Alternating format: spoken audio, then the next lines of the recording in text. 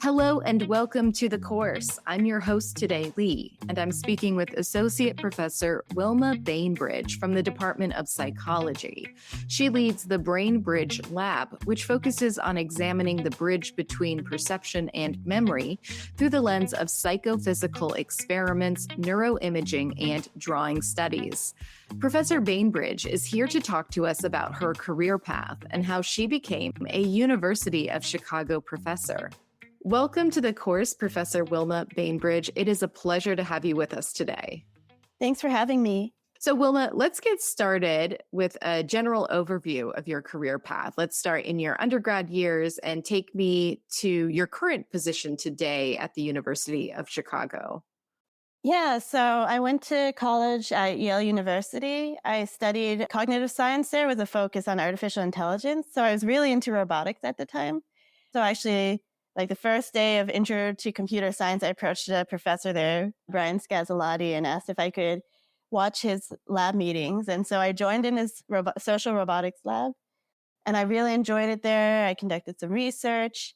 At the same time, I was also volunteering for a lot of neuroscience studies, a lot of them with Professor Marvin Chun's lab.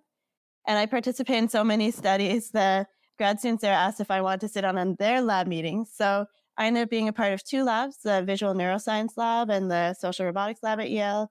It got me really into research. Like I was able to go present at conferences and write papers. And so after that, I went to do a little more robotics at the University of Tokyo for a year. But I ultimately realized that I was really interested in neuroscience. I mean, from the beginning, I was really interested in how the human mind works. And I was also really good at computational stuff.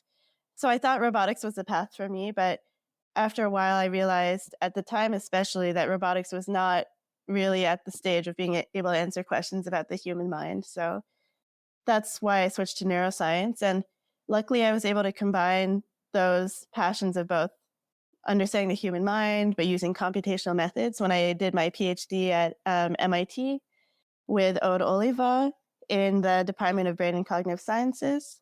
After that, I went on to do a few years of postdoctoral research at the National Institute of Mental Health with Chris Baker. And then that brought me here to the University of Chicago. Yeah, and I really love it here so far. Wonderful. So tell me a little bit about the research that you do. And if you could explain it to me like I'm a sophomore in high school, that would be amazing. Yeah, so you would think that we've all had unique experiences. You know, we are unique individuals and we've all seen different things throughout our lives. But we've found that surprisingly, there's a lot of similarity across people in what we remember and forget. And so as a result, some images are just intrinsically memorable, like everyone remembers them, and some are intrinsically forgettable. And so what our lab does is try to quantify what makes something memorable. Can we use this concept of memorability to make predictions about people's memory? Can we use this towards creating better diagnostic tools for early stages of Alzheimer's disease? And then also what's going on in the brain when viewing memorable or forgettable images. Our lab's also interested in what is the visual content of our memories once we encode them into memory. And we look at that through using some AI, like machine learning techniques, but also by having people draw what their memories look like, and then quantifying those drawings using online experiments and also computational methods.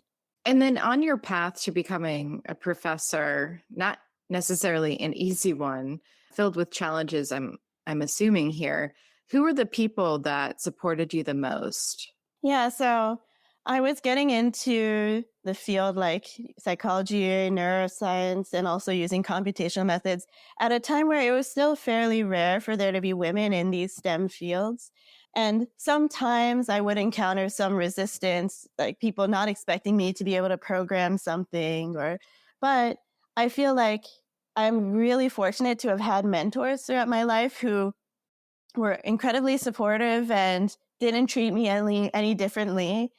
Even if I might have been the only girl in the lab. And so definitely big shout outs to Brian Scazzolati or Scaz, the robotics professor who was the first person who believed in my ability to do research and let me join his lab. And he helped support me in conducting my own independent research projects, which is And I was able to present this at a conference. And this is still one of my most cited papers today, even though I don't do robotics anymore. Also, I was really inspired by my PhD advisor because I think coming into my PhD, I'm very like logical, at the time I was very like by the books in a way. But Aude Oliva, she is such a creative force, and she really inspired me to she really taught me how to think creatively and how to be innovative in my research. Also, my postdoctoral advisor, Chris Baker, has been incredible support. I mean, we still chatted every week for like years after I finished my postdoctoral fellowship with him. And I think of him as like a close colleague and friend in the field. So I think I've just been so lucky to have these incredibly supportive mentors, and also the graduate students of these professors. So the graduate students who brought me into visual neuroscience, they're all faculty now, but like Julie Golem, Andy Lieber, some of them are postdocs too, Bryce Cool, Yaudashu. I was an undergrad there at the Visual Neuroscience Lab at Yale when they were all these like superstar grad students, postdocs who were really inspirational to me, and also like helped teach me how to do like programming in MATLAB. And like they were just so supportive, even though I was this shy, awkward undergraduate who didn't know what I wanted to do. Wilma, what would you say were the biggest challenges you faced during your career path thus far? And how did you overcome them? Yeah, so sometimes it can be a high stress, academia can be a high stress environment. And sometimes people, like your colleagues, they might be supportive and collaborative, but sometimes they might also be very competitive. So I did feel sometimes, like especially during grad school, people might be like comparing how many publications we had or questioning my programming skills. And I would say, sometimes in these competitive environments, just you need to, I think it really helps to have good self-awareness to know what you're good at and what you're bad at. So I was pretty confident in my ability to code and my research productivity. So even with any surrounding negativity, I never let it faze me because I knew it wasn't accurate.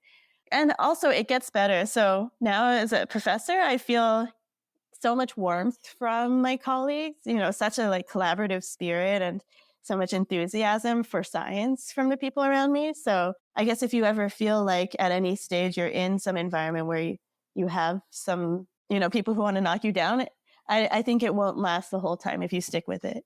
And why did you decide to become an academic or a professor as opposed to, something else within the fields that you're interested in? Yeah, I had considered medical school and also considered a more industry, like computational path. But ultimately, I find just everything, and I find it just so rewarding being in academia. You get to do so many different things. So, it's not just doing science and statistics, but you also get to do some graphic design. You get to give talks. You get to engage with the public. You get to teach and you get to mentor. And I feel like it's just never boring being an academic. Also, this idea that you can just pursue whatever you're interested in without worrying about profit. I mean, you need to worry about grant funds a little bit, but you still have room to pursue like your wacky, fun, crazy ideas. Like recently we published a study on this popular internet meme called the Mandela effect. And it actually was a pretty successful study. We basically found that people do have these consistent false memories that have been reported in the Mandela effect, like the Monopoly man doesn't have a monocle. So we did the first empirical study of this effect, and it actually got like a lot of media coverage and a lot of students and researchers interested in the effect. And so in industry, because I wouldn't be able to profit off of this Mandela effect thing, it would be this wacky idea that would just die in my mind and I would never be able to pursue it. So I feel like it's just so rewarding being able to pursue research. And because there's so many different things you can do, if one thing's not working out, like let's say all your experiments are not working out, you can then focus on something else. Like mentorship is also incredibly rewarding, or teaching. Wilma, can you tell me a little bit more about your experience abroad? Yeah, so I mentioned earlier that I spent a year at the University of Tokyo actually working in a robotics lab right after undergraduate. So luckily, I was really fortunate in that there were several fellowships available as an undergrad. So I was able to spend actually a total of 2.5 years in Japan. And this was a really amazing experience for me. So my mom is actually Japanese, but I grew up only speaking English, and I wasn't able to really get to know much about Japanese culture. Like, I didn't know many other Japanese people around me growing up in the DC area. So when I had to take a foreign language in college, I opted to study Japanese so that I could sort of connect with my culture. And they had this great fellowship program where I was able to study abroad for a summer. And then I loved it so much, I studied abroad. I took a year off and studied abroad for a whole year in Kyoto. And that time was focused on learning the language. And then after I graduated, I spent a year working in a robotics lab in Japanese. And it's crazy. It's sort of like these movies where someone time travels or like teleports to another world, and then they have to learn about that new world, but then it like opens up to them. And so when I was able to finally speak Japanese fluently, I feel like I opened up this whole new world to me. I was able to interact with everyone, go to all the shops, and I made so many valuable friends. I was able to present at some conferences in Japanese and write a paper in Japanese. And it really inspired me to just pursue learning other languages and learning about other countries and travel, because it's just so rewarding, this feeling of unlocking a whole world that you couldn't access before. And it's great now. Like, I recently had twin babies, and they're still babies now. They're almost turning a year old, but I look forward to like teaching them Japanese and teaching them about Japanese culture as they grow up. So your research at the moment really focuses on memory. Is that correct? Yes. So what is it about memory that has captured your interest? Why that? Yeah. So memory is something that intuitively everyone thinks about and has. It's really fun when I tell like an Uber driver on the way to the airport about my research, because it can connect with anyone. We all want to know how we can make ourselves remember things better, or we want to know why we remember this like random face we saw yesterday, but not someone we're trying to remember. So I think, and there's I feel like the field of memory has been going through a big revolution. There are just new ways to test memory as people are using like social media apps to record their memories. There's also just like new methods in like brain imaging that let us look at a finer grained scale of what's happening during memory. And so it's such a rich field with a lot of potential, but it also is intuitively interesting and connects with a lot of people. And I think that's what got me really passionate about memory. I also can't undersell that some of it was just by luck of ending up in memory labs. So to delve a little deeper into why I even started in neuroscience when I was having a great time in this robotics lab, I just, as an undergrad, to make extra money to be able to travel, I volunteered for lots and lots of studies. If you're a student listening in, I recommend you to try this out if you're interested in learning about psychology, because then you can really get to know about many different fields. I remember the very first MRI study I participated in. They were just showing me like highly emotional photos, and it was pretty jarring. But at the same time, it was also really interesting to think about what was the underlying question that the researchers were trying to ask. And I ended up participating in enough studies. I was making like $10,000 a year because I was just like a professional guinea pig. And because I kept asking researchers about what they were studying, that's when the visual neuroscience lab members invited me to join their lab meetings. And they were doing studies on memory. But also I really enjoyed participating in these studies of memory, like testing myself and trying to guess what aspect of the memory they were trying to study. So I think, yeah, if you're interested in psychology, but not sure what specific topic within psychology, try participating in some studies, and that might help. So, Wilma, what continues to inspire you in this field? What are the things that are happening that make you really excited about the future?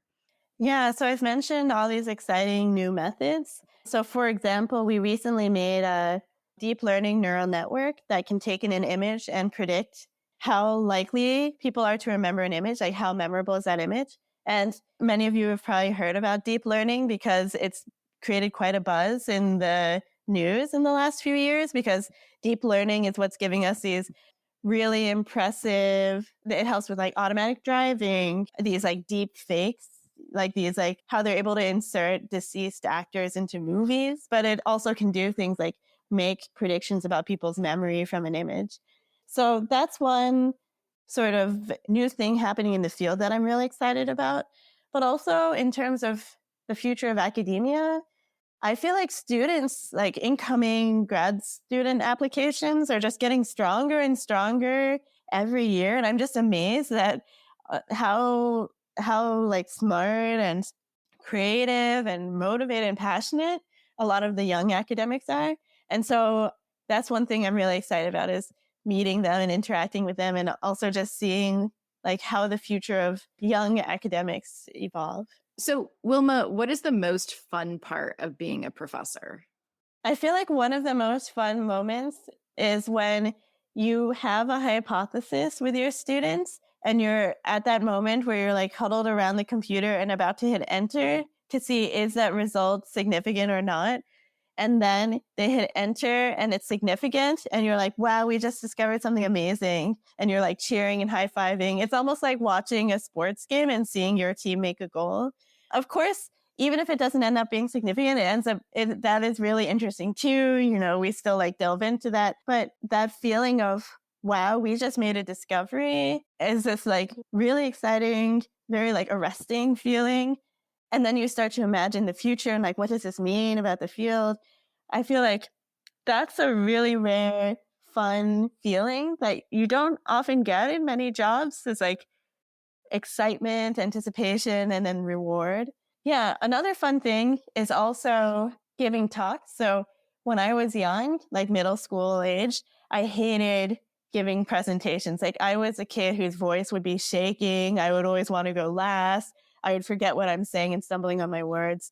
So I really hated public speaking. And even now, I still get nervous before any public speaking events. Even teaching, I get a little nervous still beforehand. But when it's done, it feels so rewarding. And just when you're giving your talk and you see people's faces start to light up as they connect with your research or get excited about your research. And then when they come up to you afterwards and ask you questions and like want to collaborate with you, that feeling is also incredibly rewarding, just connecting with people when talking about your work. And then, Wilma, what are your goals for yourself? Like, what are your future aspirations in this field and in your work? Yeah, so my answer might have differed if you asked me 2 years ago. So one big thing is that, so I had these twin girls in October 2022, and it's been really interesting sort of juggling both like academic work and being a mother at the same time.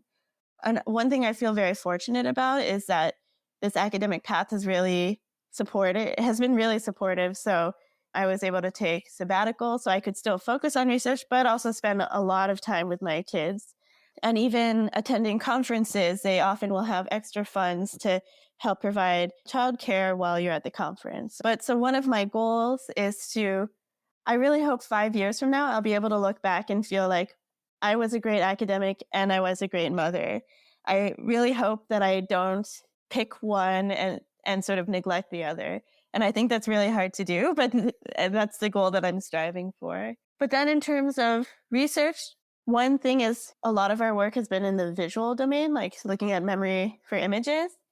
And so I'm hoping in the next several years, we can sort of expand out to what memories really look like. They're not just visual, they have sound, smell, touch. They're moving, they're dynamic. And they might have a mix of like verbal information, fuzzy visual information, and then clear information. So I really want to move towards looking at more naturalistic, more real world memory and more multimodal memory. And what advice would you have for someone who's interested in following a similar path to yours? I think one of the things that helped me the most in becoming a professor and being an academic is being really efficient and aware of my time. So I am not really a perfectionist. I think I'm good at balancing like time efficiency. And so I think it's really important to have a sense of how you're spending your time, like setting clear but realistic goals for yourself of like, I will finish writing this part of this paper by Friday, you know. I think one thing that many young academics or academics at any stage can get stuck in is maybe overestimating or underestimating how long it would take them to do something and overestimating how quickly they can do something. So if you have an unrealistic sense of your time, like you think you can do it by Friday, but really you need 3 more weeks, then that actually gives you a lot of added pressure. You feel stressed because you actually won't make this deadline you've set for yourself. And I think it actually makes you slower in the end.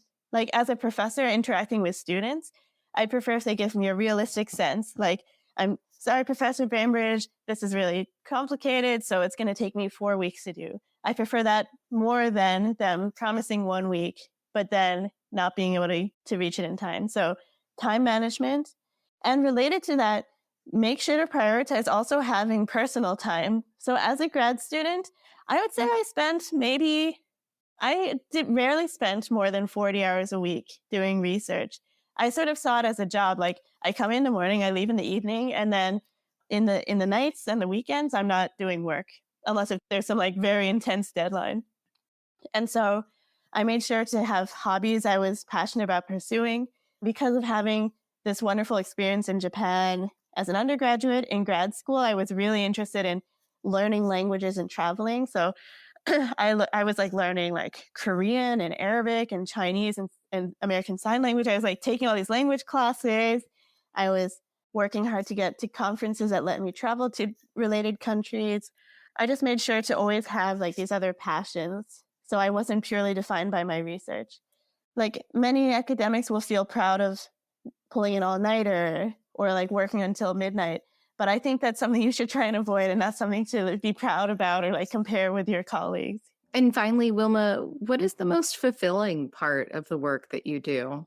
So really seeing like light bulbs go off in my students' minds is the most fulfilling. So when I'm interacting with students in my lab, and then that moment where they come to me with a new project idea that they want to explore, or when they like think of a new type of analysis to try, or when they do something independently, that's really fulfilling because it's a moment that I feel like, wow, I'm actually helping to raise the next generation of researchers. And that's also a mark of a successful academic, is being able to generate your own ideas and, given a really complex data set, be able to think of how would you parse this out? Like, how would you approach it and make it digestible? And so when I see my students being able to do that, it's really fulfilling. Also, when I see my students give talks and I feel like, wow, they hit a home run, that was fantastic, that's also really fulfilling. So I feel like one of the most fulfilling parts is just really seeing your own students that you're mentoring just be successful and grow. And I'm still pretty early on. So I joined the University of Chicago's Department of Psychology in January 2020, actually right before the pandemic. It was just me and my lab manager. We had just ordered furniture and everything shut down. Now we're back in person, but because our lab is still pretty new, I still haven't had PhD students who have graduated. So I imagine it's going to be really fulfilling when I see what they do after leaving my lab. I'm really excited, but also a little bit nervous. Like, I hope I can give them a successful path in their future.